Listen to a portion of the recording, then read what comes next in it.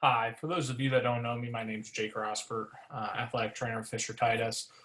Just put together a little slideshow here for you guys as parents as we navigate through this pandemic to try to help with your understanding of how COVID and sports are going to kind of intertwine here for the foreseeable future. So, again, just kind of want to give you guys some information that is out there right now to kind of help you guys. So, again, obviously, there are ways that we need to utilize to limit or decrease the likelihood of spread in athletics. And those are just kind of things that we already do on our common everyday life. So, wear a mask, maintain social distancing, stuff like that. Make sure we're sanitizing. So, nothing groundbreaking here on the first slide, but still good stuff to have. So, um,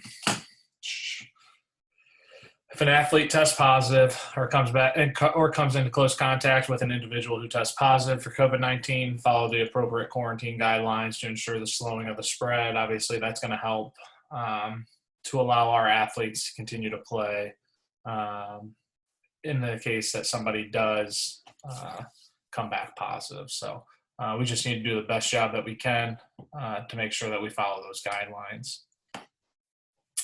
If an athlete tests positive for COVID-19 following the quarantine period, it is imperative that they follow up with their primary care physician to get clearance to return to athletics.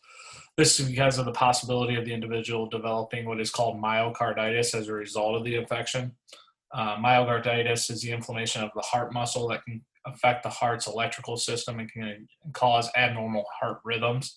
And again, it can be a result of COVID, but it can also be a result of a bunch of other things. So it's not just COVID that causes this myocarditis. So that's important to know and something to kind of help hopefully ease your minds on that topic. And also recent studies conducted concludes that less than 1% of individuals do develop that myocarditis as a result of COVID-19.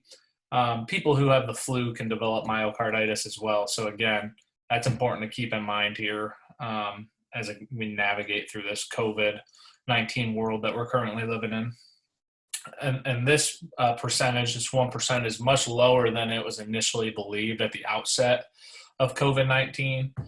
But despite of this recent study, if you or your primary care physician would like to have the athlete go through a return to play progression, please see your athletic trainer at your individual schools. And an example of this return to play progression is as follows: 0 symptoms, just return to play following your physician clearance. The reason of that is because in order to develop that myocarditis, there needs to be inflammation.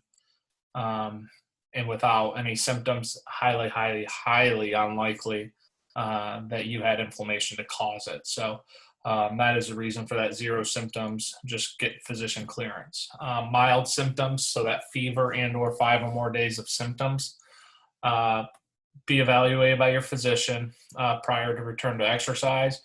And that physician and or yourself should consider an ECG to be done just in case.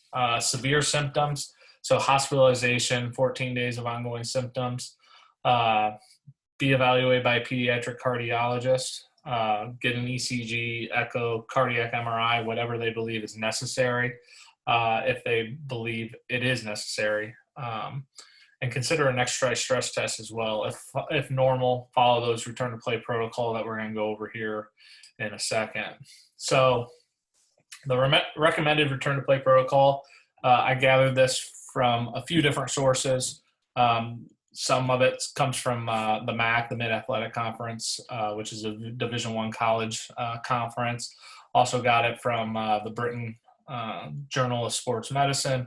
So a few sources here, and just kind of came up with something that I think kind of meets in the middle of all the extremes to come up with my own kind of little personal return to play that I think is pretty fitting for what is out there nowadays. So day 1, just jogging, stationary biking, keeping your max heart rate under 70% of your max heart rate for 15 minutes.